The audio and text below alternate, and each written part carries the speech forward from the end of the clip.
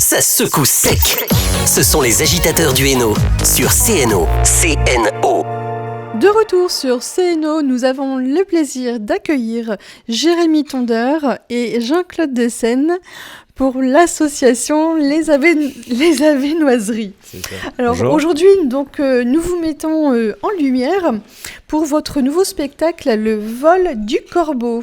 Alors pour commencer, pouvez-vous nous présenter Les Avenoiseries, donc, votre association, et d'où vient son nom et puis quelle est sa mission? Je voulais laisser le président présenter puisqu'il est à l'origine, il est là depuis la fondation. Mais il me laisse la parole. Voilà. Il sait que je suis plus loquace. L'association Les Avenoiseries, en fait, c'est une association de lien social par le biais du spectacle vivant. L'idée, c'est de créer des spectacles qui sont déjà co-construits par la population, par les habitants, et qui sont surtout interprétés par... je vais pas dire tout et n'importe qui, mais par tout le monde, par tous ceux qui ont envie. L'idée, c'est vraiment d'avoir un mélange et que finalement, à partir du moment où on endosse un rôle, on n'est plus une personne qui a ses origines, on est un personnage et on est quelqu'un qui joue avec d'autres personnes.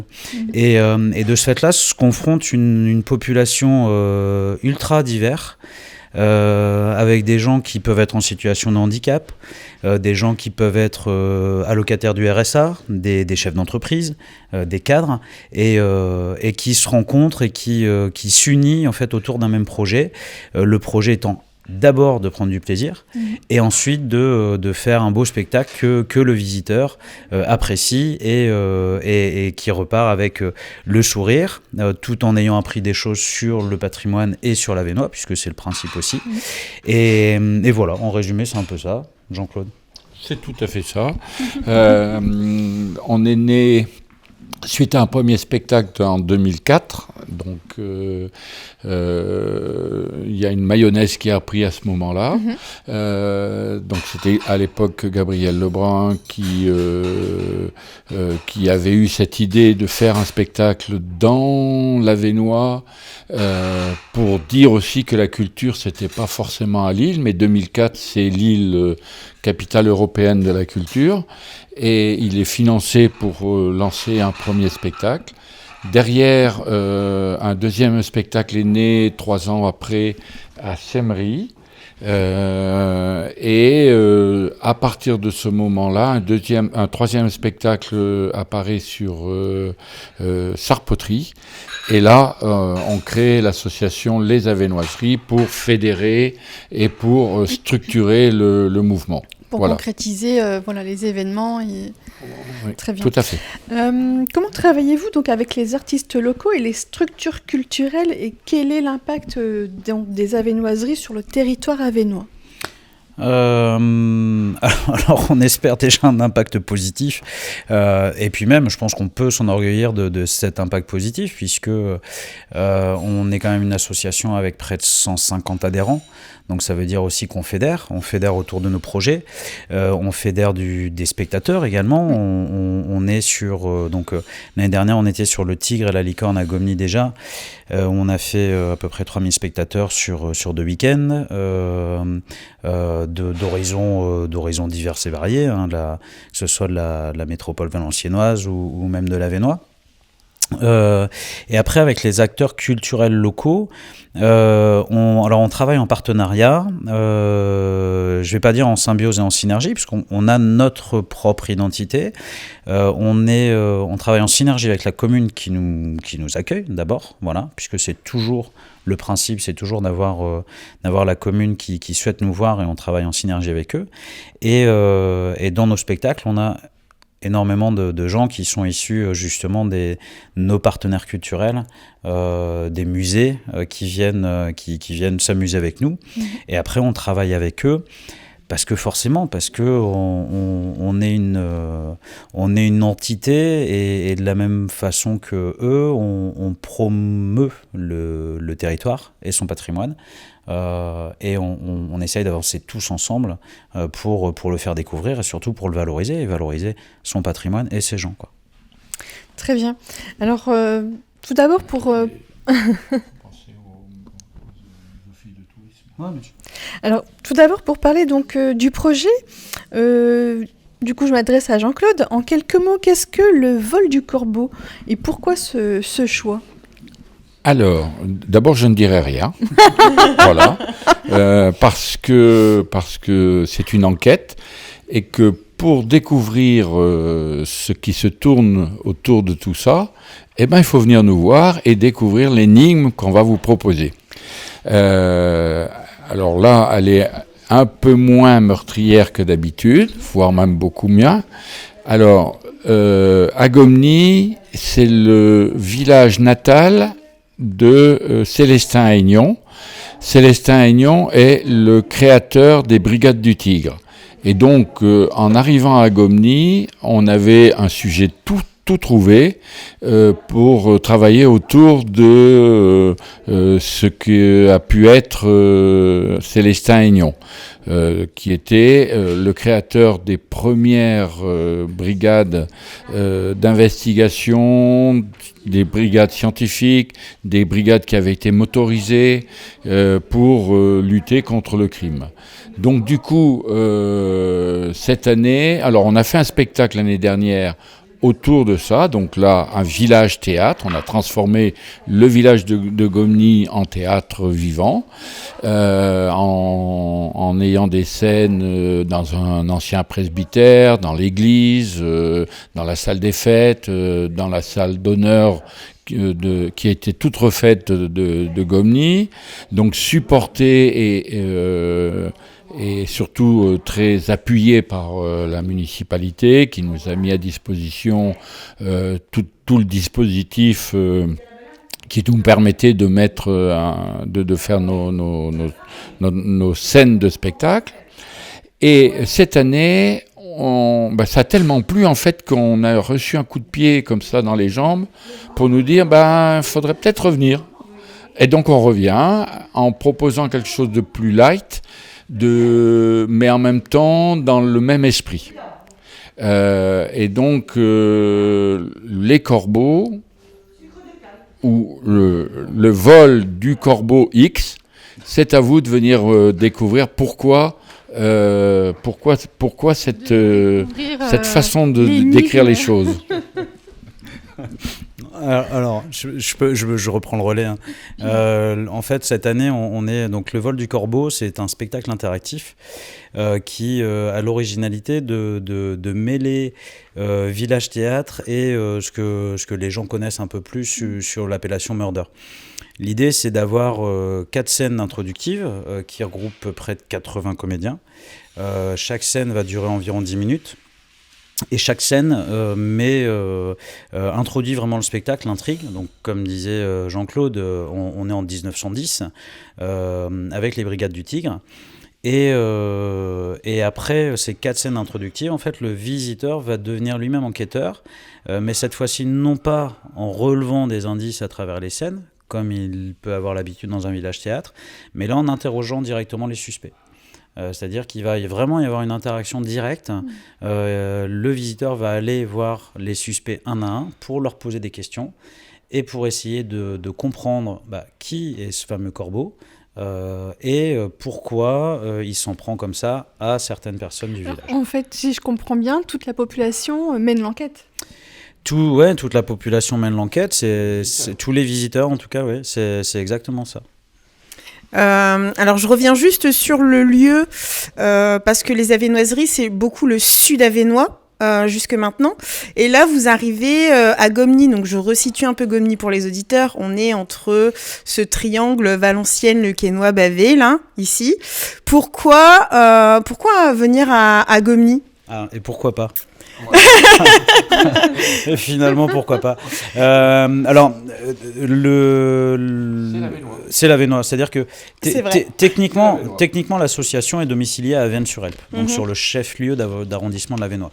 Mais les statuts de l'association sont bien définis, où on a en fait essayé de rayonner sur tout l'arrondissement. Et l'arrondissement d'Avesnes a la particularité d'être composé de 4 EPCI, donc 4 communautés de communes. Communauté de communes du sud avesnois, avec Fourmies, Val-Joly, Trélon, etc. qu'on connaît. Le cœur de l'Avesnois, avec des villes comme Avesnes, Avenel, Saint-du-Nord. L'agglomération de Maubeuge, Val-de-Sambre. Maubeuge, Aulnoy, etc. Et le Pays de Mormal, avec Le Quesnoy, Gomny, Jolimet, et voilà, et toutes ces villes-là, Bavay, la Longueville, voilà, j'en passe. Et donc l'idée de l'association, c'est ce que je disais, en fait, c'est une association de lien social donc qui veut fédérer, qui on l'espère fédère, et qui veut parler de son territoire, parce qu'en fait, on a des gens qui viennent, quand ils viennent, ils sont amoureux. Ils sont amoureux du théâtre, ils sont amoureux de leur territoire, ils ont envie de partager quelque chose. Et puis moi je dirais presque quoi de plus beau de partager quelque chose en parlant à ceux qui viennent nous voir de ce qu'on aime, et de sa maison, de son territoire, de son passé, de Célestin-Aignan. On a parlé plein d'autres choses. On a parlé à l'époque à Avesnes du Chevalier des Mouches sur la commune. Et voilà, quel plus beau moyen qu'un spectacle pour parler de l'histoire. Moi en tout cas, c'est mon vecteur préféré. Alors, vous nous parlez de Célestin-Aignan. Qui est cette personne ? Alors, Célestin, je me permets, Jean-Claude. Célestin-Aignan, en fait, est une personne qui est originaire de Gomny. Il a été maire de Gomny.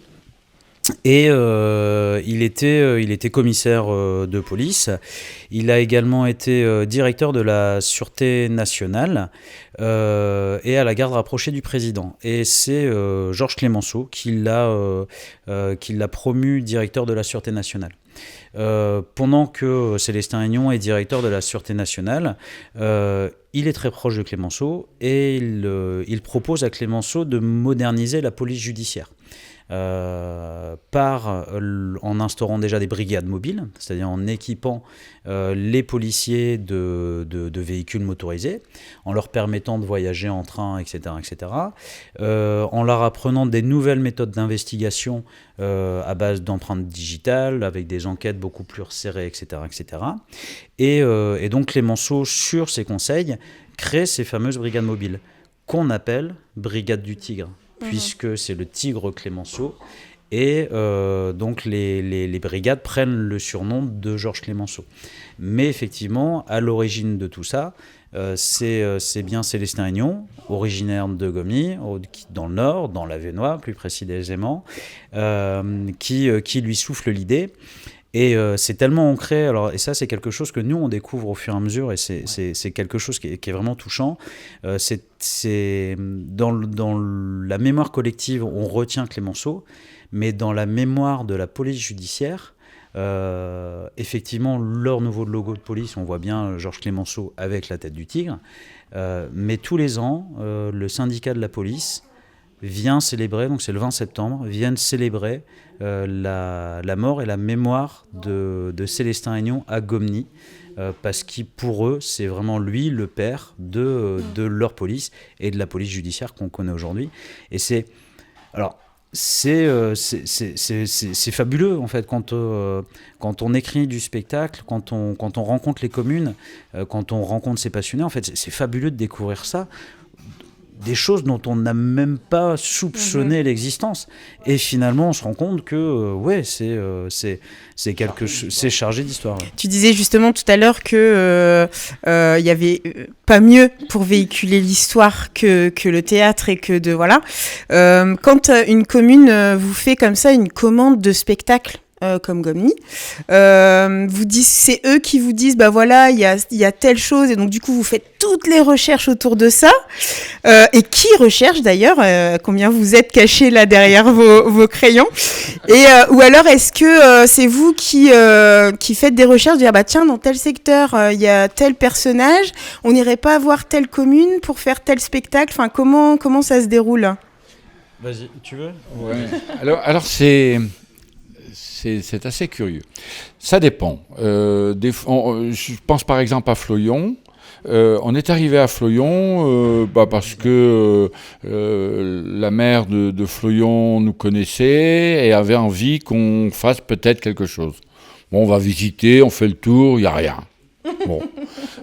On va voir dans les archives. On regarde dans quelques livres qui sont qu'on a trouvés à la bibliothèque en fait d'Avesnes, mais c'est pas la bibliothèque, c'est la maison, je sais plus comment. En fait, c'est un musée c'est la maison, je sais plus. Comment ? Mémoire vive. Oui, c'est vraiment le. Et là, on découvre que Floyon, c'est un village un peu rebelle. D'ailleurs, on ne passe pas à Floyon. On va à Floyon parce qu'il n'y a pas de route qui traverse. Enfin, voilà. Et dans l'histoire, on s'aperçoit que déjà, au temps des Gaulois, ils détroussaient les Romains. Voilà, et on avance un peu et on s'aperçoit aussi que dans l'histoire, il y a eu un arbre de la liberté abattu, planté et abattu. On s'aperçoit aussi que Floyon a été le premier village de l'Avesnois à voter au vote universel. Voilà. Mais ça, c'est génial. Aller chercher des petites informations dans des livres où les feuilles tiennent à peine, on a peur de les arracher tellement elles sont... Voilà. Et d'aller redécouvrir, ressortir des choses comme ça, c'est super... Et après, on se met à table avec l'ensemble des gens, après une annonce, et puis viennent en atelier d'écriture, pratiquement presque 2 ans avant le spectacle, et on a une année pratiquement de préparation d'écriture avec les gens. Ah oui, voilà, donc c'est les habitants qui participent au spectacle qui écrivent avec donc vous. Donc on écoute, on entend, il y a plein de petites anecdotes. Il y a toujours des gens qui ont l'ancien beau-frère qui a fait un croche-pied à la belle-mère et qui est tombé dans les pommes. Voilà, donc du coup, ça, on peut s'en servir pour faire du spectacle. Et après, c'est scénarisé par Gabriel et Jérémy maintenant, beaucoup plus. Voilà, et comme ça naît le spectacle en tant que tel. Donc quand vous arrivez dans une commune, au départ, rien n'est écrit. Vous faites vos recherches, vous travaillez avec les habitants. Et ensuite, il y a tout le travail de mise en scène qui se met en place aussi, et qui est aussi un gros... je vous ai rencontré il y a quelques semaines déjà, où c'était le commencement. Et donc, du coup, je dis n'importe quoi, je viens avec mon voisin, on n'a jamais fait de théâtre, on sait pas... on peut venir, même si on n'est pas de Gomny, on peut venir participer au spectacle. Oui. Alors, mon téléphone a sonné là tout à l'heure, vous l'avez peut-être entendu, c'est justement une comédienne qui me dit « Tiens, j'ai une copine qui voudrait venir jouer, est-ce qu'il a encore temps ?» etc. Donc oui, ça c'est tout le temps. On parlait tout à l'heure de co-construction, c'est vraiment de la co-construction. Dans l'écriture, déjà, effectivement, on sert de l'histoire pour raconter des histoires, mais aussi dans la mise en scène. C'est-à-dire que ce soit Gabriel à l'époque ou moi aujourd'hui, forcément, on vient avec du passif, avec une façon de travailler, du professionnalisme aussi. Moi, je commence à avoir l'habitude aussi de monter des spectacles et de faire de la mise en scène. Et donc, on oriente, mais on n'oriente pas sur ce qu'on veut. On oriente plus d'une manière artistique pour essayer de dire tiens, cet axe-là semble plus intéressant à travailler parce qu'il y a peut-être plus de matière pour écrire des scènes, etc. Tout est validé de toute façon en comité d'écriture. Les dialogues, là pour le coup, on le fait en comité restreint parce que sinon c'est trop compliqué. On fait tout valider. Et même dans la mise en scène... en fait, on construit avec les comédiens. Hier, on était en atelier de répétition. Je suis, moi, toujours frappé de me dire, finalement, on prend un comédien sur le même personnage, on le change, on en met un autre. C'est pas du tout la même chose, mais c'est quelque chose, moi, qui me plaît, justement, de voir cette diversité où en fait, en fonction de la personne...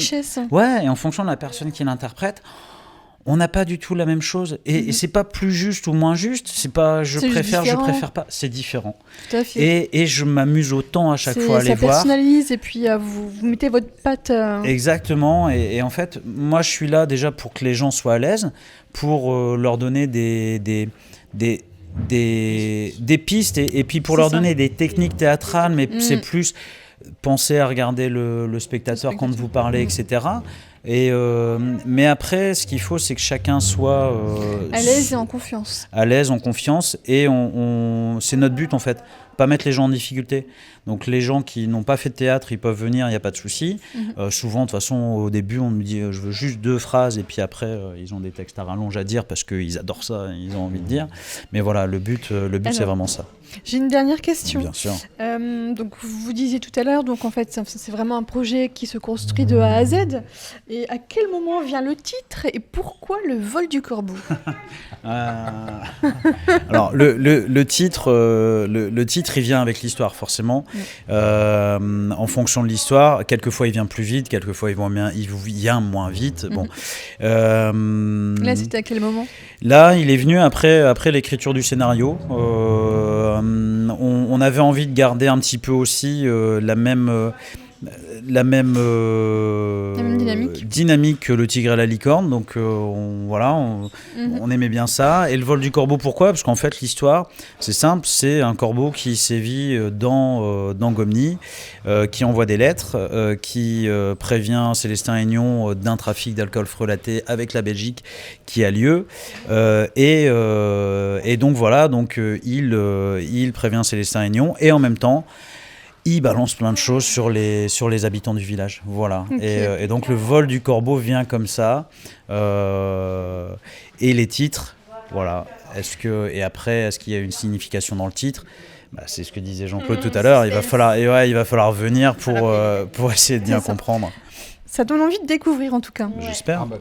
Alors peut-on justement rappeler donc les dates? Donc ça se trouve à Gomny. C'est ça. Donc les dates? Vas-y. Eh bien, les dates, le 11, le 12, le 13 et l'apothéose le 14 juillet. Voilà. Alors, donc, c'est un spectacle payant? C'est un spectacle payant. Est-ce qu'il y a une billetterie? Il y a une billetterie que nous tenons. Donc, c'est 8 euros. C'est 9 euros. 9 euros. Ah oui, c'est 9 euros sur place et c'est 8 euros en pré-vente déjà par le biais de l'Office de tourisme de l'Avesnois, donc par le biais de ces 4 ou 5 bureaux d'accueil touristiques sur le territoire et aussi leur site internet. C'est 6 euros pour les 12-17 et les étudiants. Et c'est gratuit pour les moins de 12, voilà, donc n'hésitez pas à venir en famille. C'est pas un gros budget, c'est une belle enquête à faire en famille. Et c'est particularité toujours chez nous, c'est en départ continu. C'est-à-dire que la billetterie est ouverte d'une certaine heure à une certaine heure. Donc là, 18h-20h le vendredi et de 16h à 19h30 les 3 autres jours. Donc ça veut dire qu'en fait, vous pouvez partir à n'importe quel moment à ce moment-là, jusqu'à la fermeture de la billetterie. Et après, vous mettez le temps qu'il faut pour faire votre spectacle. Allez, avec les interrogatoires, il faut compter presque 2 heures, je pense, ouais. Presque 2 heures, mais 2 heures dans lesquelles, on les voit un bon moment d'intrigue. C'est ça. Il y a le soleil qui est commandé. Bien sûr, évidemment. Exactement. Mais, alors, et ça, on vous le souhaite, en tout cas. Et le maire le dira lui-même, il fait toujours beau à Gomny, donc venez à Gomny, surtout en juillet, il y fait toujours beau. Très bien. Alors donc, on peut vous suivre sur les réseaux. Sur les réseaux, on a une page Facebook qui est alimentée régulièrement et un site internet, lesavenoiseries-tout-collé.fr. Merci à vous en tout cas, et puis on vous souhaite beaucoup de succès et un très grand soleil pour ce jour-là. Merci de nous avoir accueillis et puis à la prochaine. Avec plaisir. Alors l'émission est rediffusée chaque dimanche de 22h à 23h et retour du réveil en rire avec Patrick jusqu'à 13h sur CNO. Ça secoue sec. Ce sont les agitateurs du Hainaut sur CNO. CNO.